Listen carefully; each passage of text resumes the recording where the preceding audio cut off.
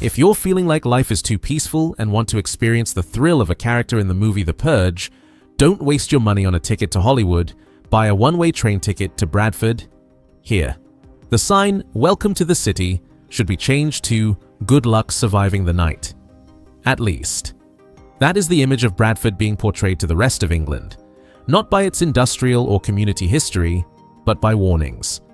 A city exists as a cautionary tale, becoming a vivid example of how bad things can get when an urban area is neglected. Bradford is not poor in the old-fashioned way. It is deliberately dilapidated.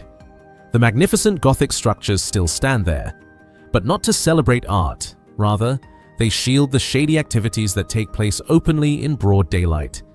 The sense of law seems to end right at the boundary sign, giving way to the jungle law of gangs and the black-tinted cars that silently glide by. I came here to find a glimmer of hope for the title City of Culture. What I received was only a hard-to-accept truth. The worst rumors about Bradford turned out to be too lenient compared to reality. We are standing in Little Germany, once the engine room of the entire textile world. Look at these magnificent sandstone buildings. They were built to last forever, to showcase the peak prosperity of the Worstodopolis era. But Bradford has a cruel habit.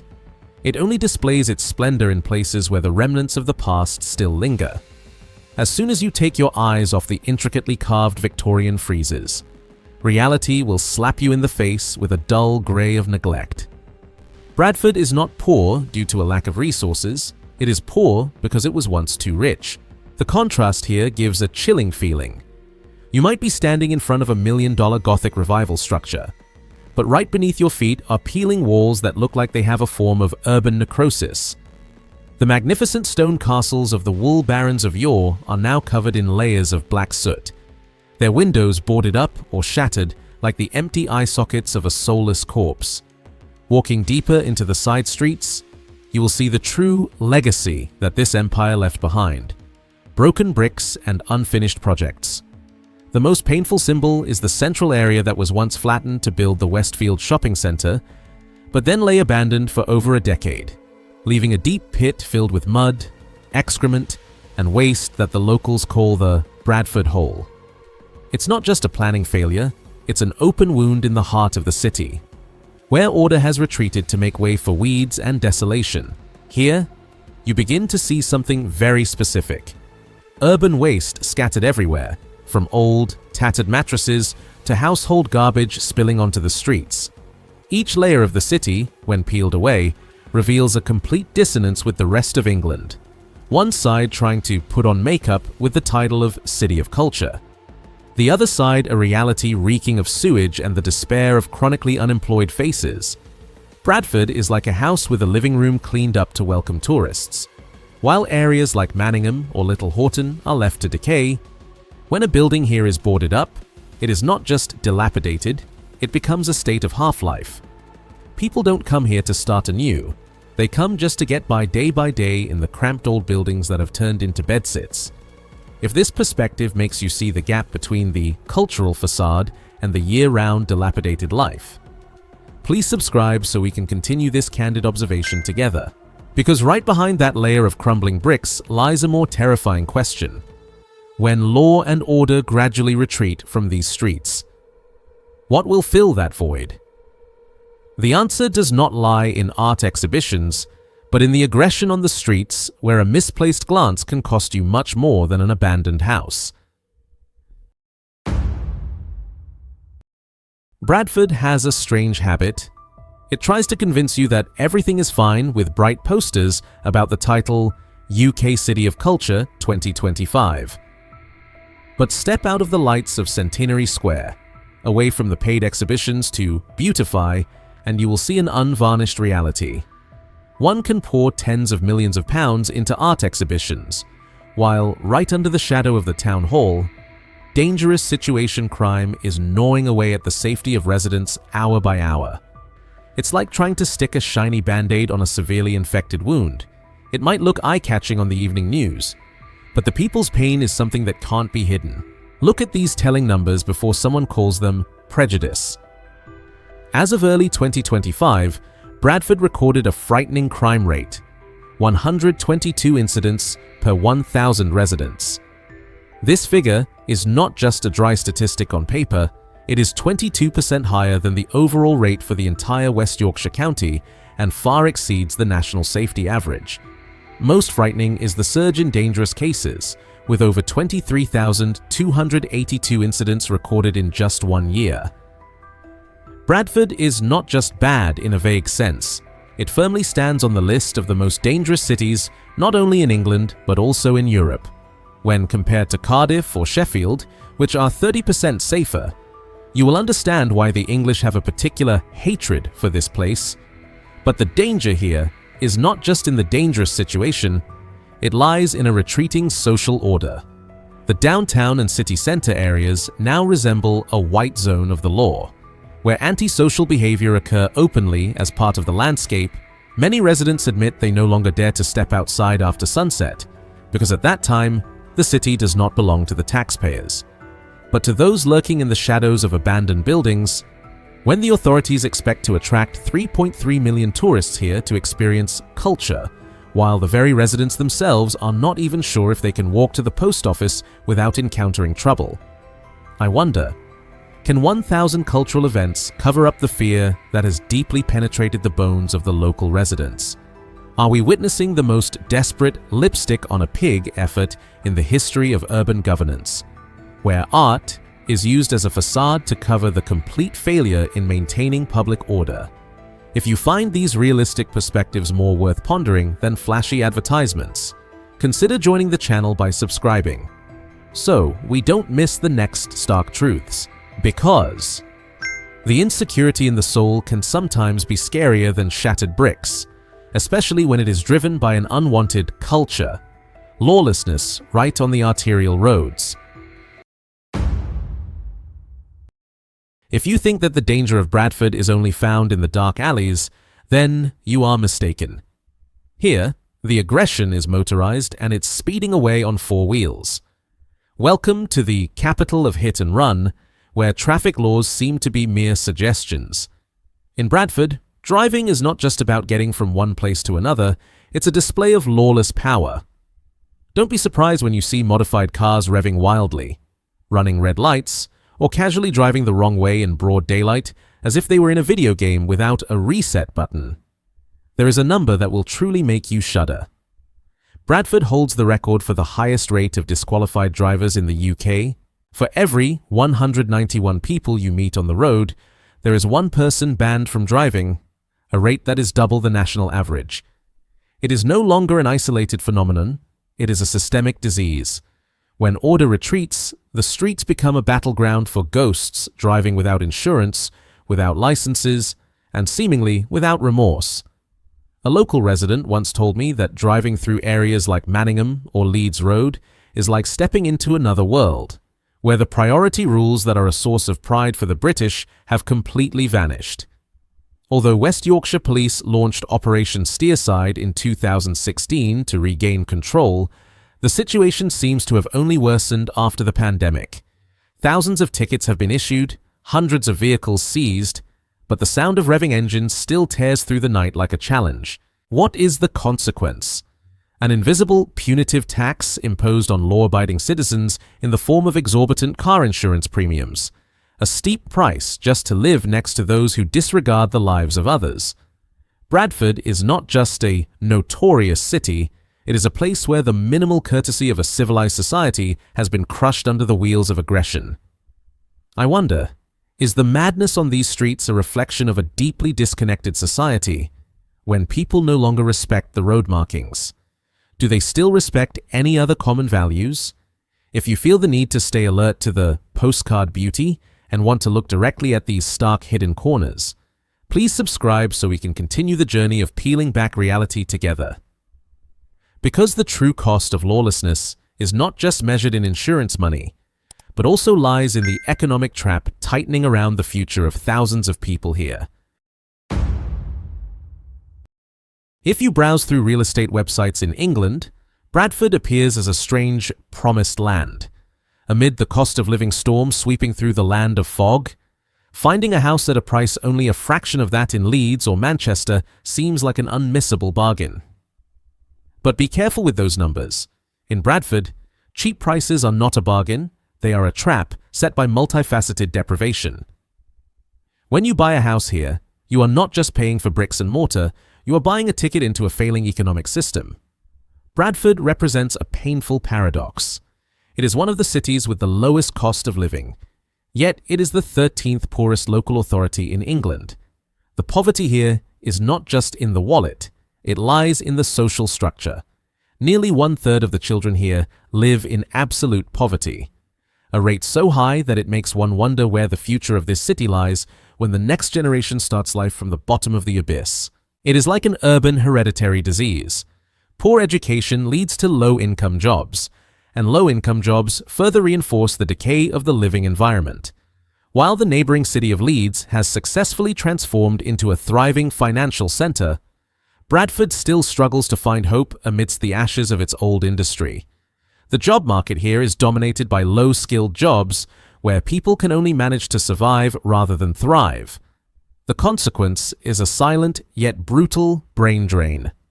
Anyone with ability and ambition chooses to migrate, leaving behind an urban core consisting only of those with no other options.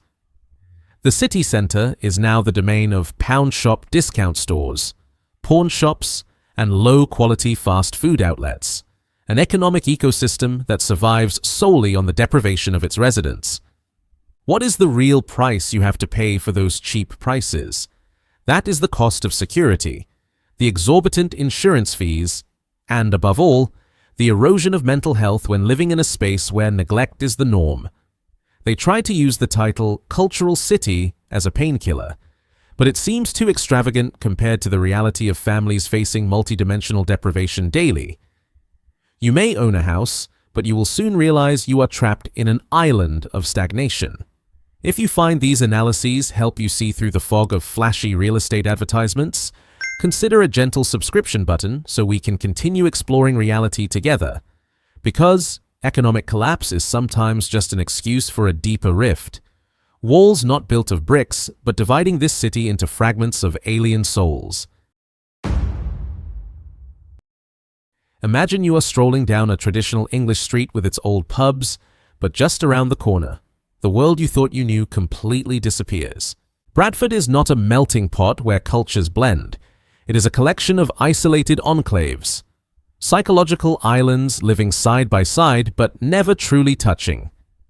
People use the euphemistic term multiculturalism to report to the government, but the reality here is the concept of parallel lives, a state where white and South Asian communities operate like two railway tracks, running in the same direction, seeing each other, but with seemingly no intersection. This divide is not built with bricks and stones, but it is more solid than any fortress. In areas like Little Horton, over 57% of the population is of Pakistani origin, creating a space where everything from the language, signage to the rhythm of life seems to have been transplanted from a distant town in Punjab and placed in the heart of West Yorkshire. Meanwhile, in the suburbs, the white community retreats into their own fortresses. This is not integration, this is self-segregation. The education system is also not exempt, as many schools in Bradford have nearly 100% of students from a certain ethnic group, inadvertently nurturing generations of young people who grow up without knowing what their neighbors actually think. The cost of this division is a severe lack of trust, creating fertile ground for extremist views to flourish. Bradford is like a house with too many rooms but no common hallway. Each group of people shuts their doors and maintains distinct values, sometimes even marriage customs from their home countries, making the barriers to integration increasingly thick. Can we call this a community when mutual understanding is replaced by silent tolerance? Is Bradford the future of many other cities if we continue to pretend that these invisible walls do not exist? If the aggression on the streets or the criminal gangs are the raging waves, then the social welfare system should be the lifebuoys. But in Bradford in 2026, the reality is much harsher. These lifebuoys are rotting and sinking under the weight of bureaucracy and budget shortfalls. Let's look at the healthcare and social support system here. The Bradford City Council was once on the brink of financial bankruptcy in 2024, leading to massive cuts in essential services from libraries, youth centres to childcare services. When safe public spaces for young people were closed to save a few £1,000s, the consequence was tens of thousands of pounds spent on dealing with youth crime afterward. This is not management, this is a self-destructive spiral. The collapse of public services is most evident in medical waiting rooms. In areas like Manningham, getting an appointment with a general practitioner. GP sometimes feels like a lottery where you always end up as the loser. The shortage of healthcare personnel, combined with the pressure from chronic health issues due to poverty and lifestyle, keeps the NHS system here in a constant state of red alert. The people are not only poor in terms of money, but they are also poor in terms of access to basic healthcare. But the most painful thing is the complete loss of trust in the government machinery. When people call to report antisocial behavior or piles of garbage, they often receive silence or unfulfilled promises in return. This indifference creates a self-policing mentality. If the state does not protect me, I will have to protect myself or follow the rules of the strongest in the neighborhood. We are spending millions of pounds inviting international artists to perform light art for the cultural city, but we don't have enough money to keep the streetlights in dark alleys lit or to operate rehabilitation centers. Are we building a Potemkin village, where the facade is lavishly decorated to deceive public opinion, while inside lies a crumbling and irreparable social structure? Can a society be called cultured when the most basic human needs for safety and healthcare are sidelined to make way for superficial projects? What would you do if you lived in a city where the support system for you only exists on glossy report pages? If you think these questions need to be asked right now instead of waiting until it's too late, press a subscribe button so we can unravel these paradoxes together. Because the truth about Bradford does not lie in the propaganda posters. It lies in the gasping breath of an exhausted system. If you like the way we unravel these uncomfortable truths to understand the world out there, hit the subscribe button so you don't miss my next journeys. Because when all the brilliant cultural lights go out, the final question remains: where will Bradford go from this profound rupture? Bradford, after all, is an entity existing between two parallel worlds, an England struggling to cling to the dusty glories of the Victorian era, and a pragmatic, harsh England consuming the remnants of a decaying reality. Walking through this city is not like a tour. It feels more like witnessing a live dissection of an exhausted urban body. The boarded-up buildings, the fluctuating crime figures, and the invisible boundaries between communities are not random occurrences. They are the result of a systematic neglect over half a century. One can pour millions into light shows or art exhibitions to adorn the title City of Culture, but culture cannot take root on soil where social order has retreated. If you live in Bradford, will you choose to stay and fight for change, or will you be the next in the flow of brain drain to neighboring cities? Is the label City of Culture actually benefiting the residents? Or is it just a way for the authorities to delay addressing the root issues of crime and poverty?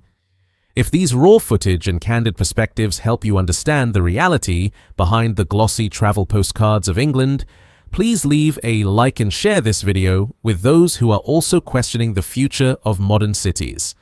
Don't forget to hit subscribe and turn on the notification bell so you don't miss my next investigative journeys. Your support is the motivation for me to continue stepping into places that mainstream media often refuses to look at. See you again in other lands, where the truth is still waiting to be uncovered. This video is based on publicly available statistics, reports from official agencies in the UK, and personal experiences at the time of the survey. The content is of a social analysis and urban investigation nature, not intended to target any individual, ethnicity, or specific community group. All images and materials used comply with the fair use principle for educational and informational purposes. Viewers should have a multifaceted perspective and form their own personal opinions.